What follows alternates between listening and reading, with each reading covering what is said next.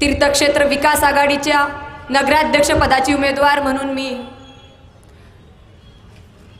ज्या दिवशी अर्ज भरला त्याच दिवशी सांगितलंय की मी इथं कुठल्याही राजकीय स्वार्थापोटी आलेली नाहीये, मी इथं काम करायला आलेली आहे आणि मला माझ्या कामाची सुरुवात नगरपालिकेच्या इमारतीपासून करायची आहे।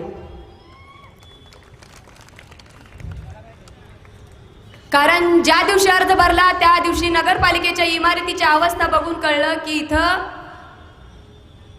किती काम आपल्याला करावं लागणार आहे। अक्षरशः इमारतीमध्ये साधी टॉयलेट वॉशरूमची सोय देखील नसावी इतकी लाजिरवाणी गोष्ट मनाला चटका लावून गेली। आज संपूर्ण शहरामध्ये कुठल्याही प्रभागात जावा, शहराची बकाल अशी अवस्था झालेली आहे, घाणीचं साम्राज्य माजलेलं आहे आणि ते कुठंतरी स्वच्छ करायचं असेल तर सगळ्यात पहिल्यांदा मला काय करायचं आहे तर माझा जो नगरपालिकेचा कर्मचारी बांधव आहे, कर्मचारी भगिनी आहेत, त्यांच्यावर जो पडलेला भार आहे तो कुठंतरी कमी करण्यासाठी मला पहिल्यांदा अनेक वर्षापासून प्रलंबित असलेली कर्मचारी भरती करायची आहे। धूळमुक्त पंढरपूर आपल्याला करायचं आहे। आज कुठल्याही शहरामध्ये फिरत असताना अक्षरशः नाकातोंडात धूळ जाऊन आपल्याला श्वसनाचे आजार व्हायला लागलेले आहेत। धूळमुक्त पंढरपूर तर आपल्याला करायचंच आहे, पण सगळ्यात महत्त्वाची आणि सगळ्यात बेसिक जी सुविधा आपल्याला महत्त्वाची आणि अत्यंत गरजेची आहे की आज पंढरपूर शहरामध्ये आपण स्थानिक तर आहोतच, पण लाखो भाविक या ब्रह्मांड नायक विठ्ठलाच्या दर्शनाला येत असतात आणि दर्शनाला येणाऱ्यामध्ये कितीतरी माता भगिनी माय मावल्या देखील असतात। आपल्या देखील शहरातील उपनगरातील भागातून किंवा ग्रामीण भागातून ज्यावेळेस एखादी माय माऊली खाली आपल्या शहरामध्ये खरेदी करायला येते, फिरायला येते, तेव्हा त्या माय माऊलीला एखादी इमर्जन्सी आली तर तिला कुठल्याही चौकात एखादं वॉशरूम तुम्ही बांधू शकला नाही। आमची लाज करणाऱ्यांना मला सांगायचं आहे की किती लाजिरवाणी गोष्ट आहे की उद्या येणाऱ्या नगरपालिका निवडणुकीमध्ये मी नगराध्यक्ष झाल्यावर तुमच्या 40 वर्षात जे झालं नाही ती साधी मुतारी सुद्धा मला बांधावी लागणार आहे। ही लाजिरवाणी गोष्ट आहे की साधी मुतारी तुम्ही महिलांसाठी बांधू शकला नाही।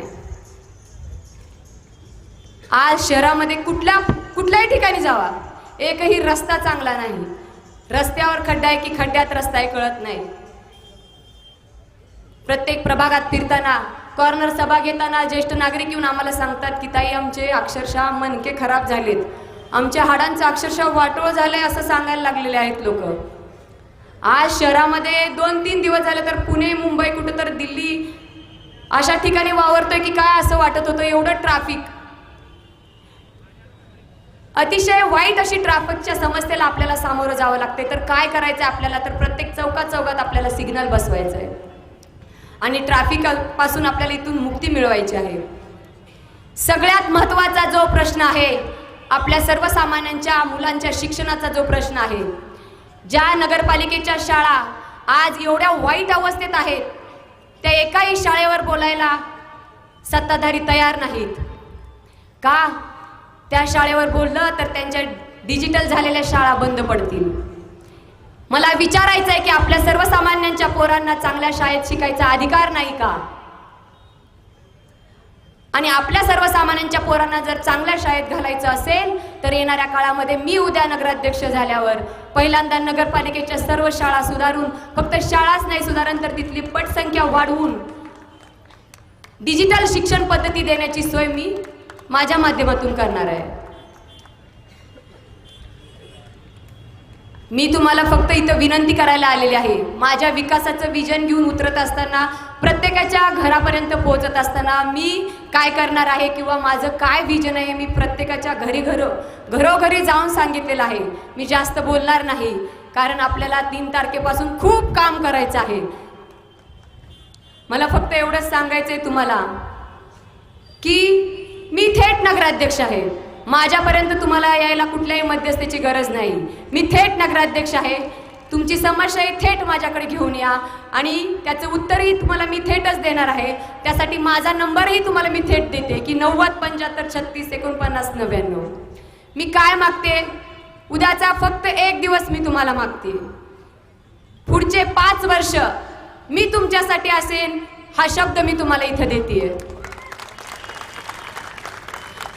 मला इथं उपस्थित माझ्या सर्व जनतेला विचारायचं आहे की आपल्याला धूळमुक्त पंढरपूर करायचं आहे का?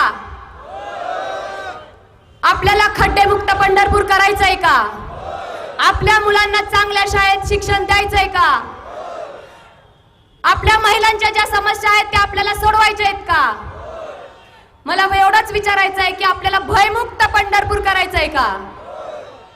काल या राज्याचे पालकमंत्री, या शहराचे, सोलापूर जिल्ह्याचे पालकमंत्री इथं आले आणि मला म्हणाले, ताई निधी कुठून आणाल? 500, 1000 अमुक गोष्टीचा, तमुक गोष्टीचा, 1000 कोटीचा निधी तुम्ही कुणाला मागाल? तर मला त्यांना सांगायचं आहे की हे ब्रह्मांड जगाचा मालक इथं बसलेला आहे, ब्रह्मांड नायक विठ्ठल. या विठ्ठलाला कुणाला काय मागायची गरज नाही. तुम्ही सोलापूर जिल्ह्याचे पालकमंत्री आहात, पण विठ्ठल जगाचा मालक आहे. आमच्या विठ्ठलाला काय मागायची गरज लागत नाही. आणि तरी देखील काय मागायला लागलं तर दादानू मी तुम्हालाच मागेन, कारण मी पण तुमची लाडकी बहीण आहे. आमच्या पांडुरंगाला काय मागायची गरज नाही. जो निधी आमच्या इथे येतो त्याचीच जरी व्यवस्थित नियोजनबद्ध सर्वसामान्य घटकापर्यंत पोहोचून काम केलं तर तो सर्वसामान्य घटकापर्यंत पोहोचण्याची काम आणि जबाबदारी उद्याच्या येणाऱ्या काळामध्ये माझी आहे. मी अजून आवाहन करते की तुम्ही मला फक्त एक दिवस द्या. येणारी 5 वर्ष मी तुमच्यासाठी असेन. जे काम मागच्या काळात राहिले ते मी पूर्ण करण्यासाठी सज्ज आहे. मी काय करू शकते हे तुम्हा सगळ्यांना माहिती आहे. जाता जाता परत एकदा एकच आव्हान करेन की मला सर्वसामान्य लोकांपर्यंत, तळागाळातील सर्वसामान्य घटकापर्यंत पोहोचून काम करायची, त्यांच्या घरापर्यंत जाऊन त्यांच्या समस्या जाणून घ्यायच्या आणि त्या सोडवायच्या. हा माझ्या सासऱ्यांचा खूप मोठा वसा आणि वारसा आहे. माझ्या सासऱ्यांनी काय केलं म्हणून विचारतात तर माझ्या सासऱ्यांनी ही लोक कमवलेली आहेत, जी आज माझ्यासाठी नानांच्या प्रेमाखातर एवढ्या उन्हात सुद्धा माझ्या सोबत आहेत. आज जरी तुम्हाला थोडा उन्हाचा चटका लागला असतील तर येणाऱ्या काळामध्ये एकही चटका तुम्हाला बसू देणार नाही, हा शब्द माझा आहे तुम्हाला.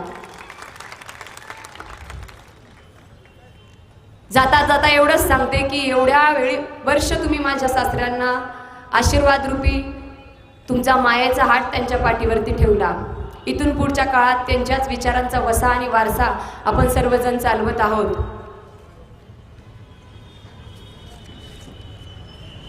त्यांच्या पाठीमागे जसा आशीर्वादाचा हात ठेवला तसाच आशीर्वादाचा हात माझ्या व तीर्थक्षेत्र विकास आघाडीच्या सर्व उमेदवारांच्या पाठीमागे ठेवायचा, हा विश्वास मला तुमच्याकडून पाहिजे.